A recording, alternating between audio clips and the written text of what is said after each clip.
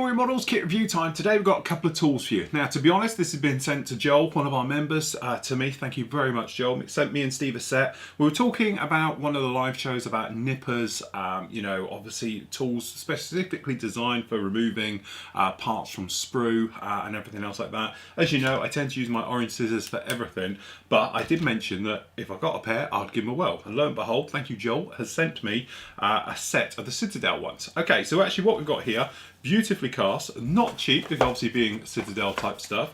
We've got a little bit obviously about using them, but we all know it's for cutting sprue off, and we've got one for deburring the seam obviously between the two, but we'll look at that one in a moment. So first of all, these are still sealed in their little boxes. With Citadel, you are paying a fortune for their packaging, which is always very nice, but something else. So there we go, that is the units themselves. Cool design, I have to say. Spring loaded, as you might imagine, everything else like that. They feel very nice. The tip, sorry, that's just bits coming off. They feel very, what's the word I'm after? Futuristic in a way, because there's no plastic handles and all the rest of it. This is actually all aluminium, I'm presuming. Okay, and then obviously the blades and everything else like that, I presume, are some type of carbon steel or something. The spring is quite tight. Okay, so I think it's good enough to handle, but it's not strong enough to affect your actual draw. It's good enough to pull it apart quite strong, but generally, I have to say, very nice. Pretty light, you know, compared to obviously of my scissors. There's probably not much in it. These are just plastic and that on there. Obviously a little bit heavier, but I do like the way you've got the anti-tamper type screws in these, being the star type, and all the bits and pieces like that. Very, very nice. So, obviously, first up, let's try it on something. The whole point of having a design like this is to easily and cleanly remove parts from the sprue. Like a pair of scissors, the idea being is the top and the bottom are coming together to give a clean. You don't want one side that's holding and one that's cutting, because otherwise you're going to end up tearing through the actual area itself. So if we just get these in, they're at a slight angle as well, as you can see, so you can put them on, line them up and then pull. And I have to say that is very nice, very clean action. So we're just coming in from a different angle. And we're just going to remove one with these. And we're getting in. Now the thing is, you might notice there, I took a little bit too much off. This is probably getting used to how they cut and all the rest of it. But I'm using them as I would traditionally do my normal thing. So I'm going to be a little bit more careful here now. They are lethally sharp, to the point where they're sharper than my scissors, bearing in mind that my scissors are 10 years old. So we just put these on, and the smallest of little pull. We're going to try a cross cut here. Just try that one again, obviously we didn't make it all the way through. Looking at the part, as you can see, minimal damage. I'm looking for the whiteness to see how far it's pulled. Now, to put it into context, this is how I'd come along normally with my scissors, and this is, so we can see the difference between the parts being cut. Okay, and then these we'll do as a cross cut, and we can see the difference between the two.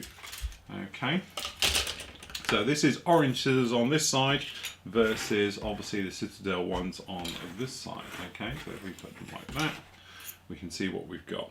Okay, so looking at these to start with, very tight, clean cut.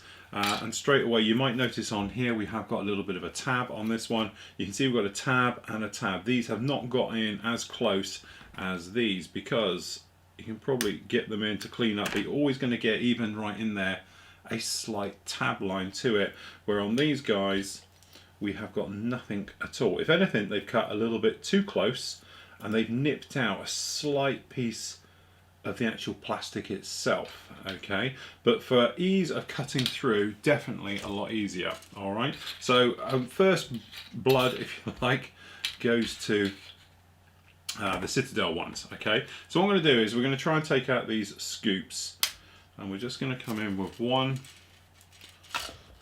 Okay, and we're going to be a little bit more careful. I won't rush it. We're just going to do it as I normally would with my orange scissors. Okay, so that's those.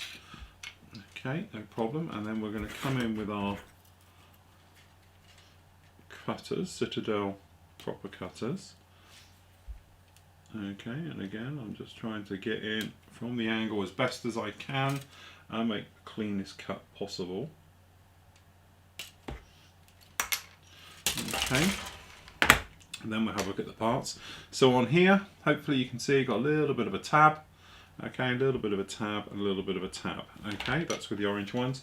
And then these guys, you can see nothing whatsoever. A lot cleaner cut. Now, I do have to say, there's a reason why I leave a little tab. This is because when using scissors, sometimes they can drag and pull and you end up making a stress mark. I've always cutting off the parts to leave a tiny bit because I like to sand it. So when I was coming along it here, I take a sander and we can just sand out to get us our perfect finish, okay? Whereas these guys, they've gone a little bit too close, if anything, so when I'm sanding, it doesn't take much to clean up, but because I've gone a little bit too close, that is going to leave a small little hole, and if you've got a part which is two perfect parts lining up, you might get a little divot in it. So that could be somewhat of me basically trying to sort of compensate for what I know what's going to happen. Obviously with these you don't. I have to say as well, these are a little bit more unwieldy with the scissors, because there's no spring to it. They just fit through the fingers and it's easier to get, I have to say, into two small little parts. So like for instance in here, we're just going to come up to these blades which are very delicate. Okay, so if we were coming into something like this, and I'm trying to keep this as accurate and as nice as possible. This is literally how I would do it normally.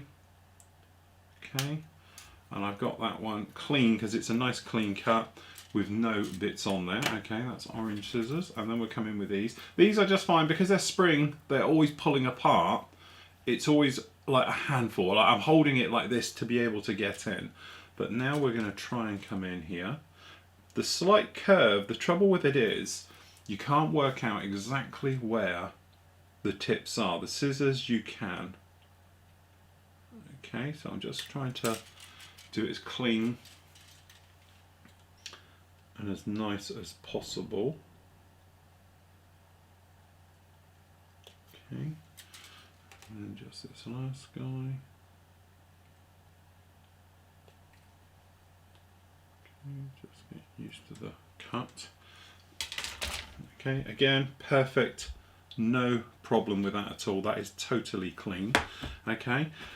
A lot of this is, obviously, I'm so used to using the orange scissors. For me to use something else, I'm always going to complain about it and say it's unwieldy and everything else. What I do like about it, it cuts a lot easier than mine. Okay. So what we're going to do is a sprue cut test. So in here, we go through, and you can see it's more crushed and torn its way through. Okay, now we'll try with this guy. And as you can see, equal pinching top and bottom, but to be honest, it hasn't cleanly sheared through it. It's still got the same type of mark, but if anything, it is a little bit cleaner than mine. All right. So, you know, from that point of view, it's making quite as much damage. We're going to try one more thing here. So I'm just going to come in with these, just to see how easy they are to get around. Okay, so we're just going to cut in this guy. Okay, then we've got internals that need to come out as well. So let's just see how well the others cope with this as well. This is literally how I would do my usual. Okay. And that's probably about as close as I can get the cut in there. Outwardly, it's perfect, all right? So we just try and repeat that now with the other one. Okay. So we're just coming in with these.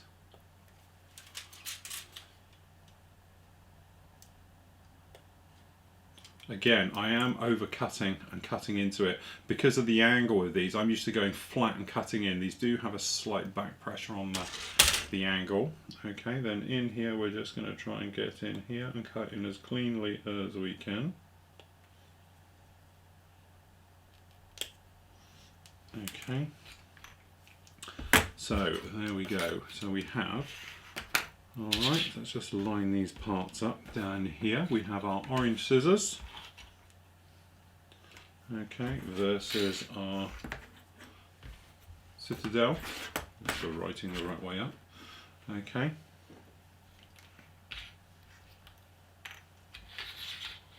So, there we go. Looking at them, as you basically, if you look down, you can probably see there isn't much between it. Okay. The thing is, these ones here, the Citadels, do cut cleaner to the part than obviously my scissors do. But when you're coming into little areas where it's just a problem to get into, like these, you might notice there is nothing between the two. The point of the scissors and the longer blade I think is better because I can get into certain areas a lot easier as opposed to these guys, okay? And these are always fighting against you. That's the thing. With a pair of scissors, you can just hold it, line it up, and then cut exactly where you want. These guys, because they're a little bit more unwieldy. Also, the way these are designed, obviously with the part here for the cross cut, you've got a lot of pressure involved down here. With scissors, because the blade is longer and it's back further, you haven't got as much pressure going into it. The other thing as well I like about scissors is because quite frankly I can come along and do anything with them. So I can cut a piece of paper, for instance, okay, or a decal or something else. So I use one tool for multiples, where obviously this isn't going to work quite like a pair of scissors to be able to come in, although it does cut, but it's not going to be as good as just a normal pair of scissors. Obviously the downside as well is a pair of Friskers like these, I don't know what they actually go for now, I have to check, but they used to be between £10 and £7 for Friskers. They've lasted me now over 10 years, and I cut everything from thin piano wire, lead, decals, plastic, resin, everything with them. These guys as well, I think, you know, obviously from a price point of view in the UK, if you think these are $40, they're £30 a pair, obviously double the cost and more of a pair of Friskers scissors. Okay, so that is the point to it. But everything has its place in the hobby. Like I say, tools are one of those things, you can never have enough of them. And if you're a bit of a thing like me, and like Joel, we were sort of saying in the letter, old engineers like us, we love our tools, and at the end of the day you can never have enough of them. I love the quality of this thing. This item is beautiful. The colour, the way it's all skeletonized and everything else like that, it's absolutely fantastic. I love it. But I still maintain my Friskers are easier because I can get in amongst everything as well. These are still a little bit unwieldy. I like the way with these guys I can literally go up with something tiny, a very small part like down here, and I can just come in and nip it out with the tips of my scissors and have it totally clean, no problem at all. Yet if I was coming in with these guys, it is that thing, it's quite difficult to work out where it is, and getting your tips in there because of the shape of it and everything else isn't as easy to get into as the others. But don't get me wrong, they cut extremely well. They scythe through the actual plastic with no problem at all, okay? So, next up we have these guys. Now this is the Citadel Scraper, or a deburrer, or is it called a mold seam remover. Okay, so we'll just cut our way in here. As I say, again, I don't know what these are like. Alright, so we just move those out of the way. This is actually what you get in the set. Again, beautiful work. Love the way it is. It's very, very nice. Now, the whole point of all the seam scraping tools, and we speak about them a lot because we've got these ones down on here. A lot of people are mistaken that they just feel it is literally a piece of metal. The trouble with it is, if it's a stamped out piece of metal or a laser cut thing and everything else like that, it can be done or grinded. It has to have a sharp 90-degree edge. There's no point having a soft edge. So like some of the guys have sent me the weld guides and stuff like that, it's all very well, but they're far too nice because they've been sanded, because they don't want to cut people open and all the rest of it. This again is beautifully done because I assume it's probably been stamped and then grinded, has got a sharp edge on it. It almost feels like a blade, okay? Now the whole point with that is when you're coming on and doing seam lines, and I'll tell you what, we can use our loppers here. We can cut some of these off. The whole point to it is, you can see down here we've got this little bit here, which is quite an interesting part because we can use it as a demo. What it is, it's got the seam from the mould as it's coming round, and technically this is obviously the worst case scenario you'd have, but what you would normally use, or I would use, is something like one of these Alex scrapers and all the rest of it. And what you can do, you can literally come in and scrape it down. We just do a part of it, and then you can pick the size you want, okay, and you can take out the entire area. That'll be another one of our deliveries. Okay, so it takes it out. Now this guy does exactly the same thing. So we'll do it on the other side, and you can see, because it's got a small curve on it, it should and does very nicely cut and carve its way through. The nice thing about this tool, I'll be honest, is that you've got great control over the blade. You can physically hold on to it. These guys, because it's just a piece of metal like this, you always have your angles and you're trying to get in amongst it. This I like because you can hold it and you can just get in there and scrape clean. And this is like the worst of the worst case scenario you could ever have. Okay, and we're just going to hack through this stuff. Okay, and we're going to come up, and I like the way it's a thicker blade. I've got a lot more control over it. Okay, and you can literally round it out yourself. Okay, so there we go. That's a very nice way of doing it. And then like down on here. And if you wanted to, depending on the arc of the curve, you could use this point here. So not so much on these guys because it hasn't got it, but if you were doing it on something like the gear, so if we just pinch this gear off of here, which is not used because we've obviously done ours gear up. Traditionally in something like this, okay, where you've got the seam line running down, I would come along with this tool or a blade, to be honest. So you can use the flat part of the blade if you wanted to, but also you can see maybe the little curve on the end here. You can just seat this guy in and take out the edge. Okay, the great thing with this is you've got far more control because you can hold it quite nicely and you can literally, so you're using the edge part, you're not holding it flat so much, you're actually coming in from the side, but you might be able to see the little shavings coming off and you can take out the seam. Really nice. Okay. Again, I think it's one of those things, all tools have their part, okay? Because in here, because you've got the curve on it, I can literally just put this right on the edge and we can just come across a little bit bigger, perhaps, probably not as big as that. Okay, and we can clean out off the burr or the seam line or anything else you want to call it, just off like that, okay? But I do like that because it's dead handy. You can come in and just clean up very easily, very simply. And you can see by the shavings how well it's working. So there we go. I do have to thank Joel. He sent Steve a set. I'll get it up to him this week.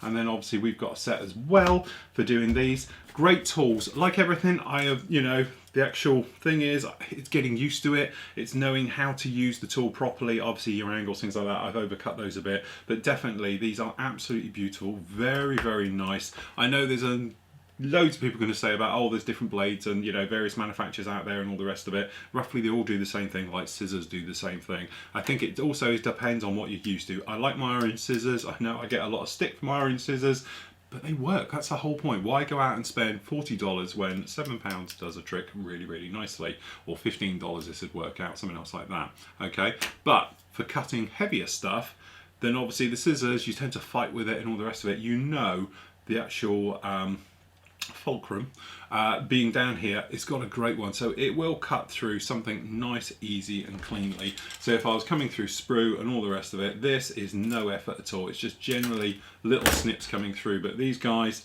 again, it takes a bit. It does go through it, but it's a bit more effort, so that is very, very nice having it just like that, no problem at all. Same goes with the actual Deberan Scraper. I like the way this is more shaped like a pen. It's a lot more comfortable to use, and to be honest, if I just whip around there, we can take all of that out, and that is absolutely perfect. And then if we come in with this guy, okay, let's pick a size. You know, this, it does the same thing, it's just a little bit more heavy-handed at it. This is a little bit more refined, a little bit nicer, a little bit more dainty and everything else. But I must admit, I do like both of them. So thank you very much for Joel for those. So there we go. That is Citadel's range of sprue cutters and mould seam removers, or whatever they're going to call them, things like that. Okay, or Mouldline, deburring tool, whatever you want to call it. But definitely good tools for your collection.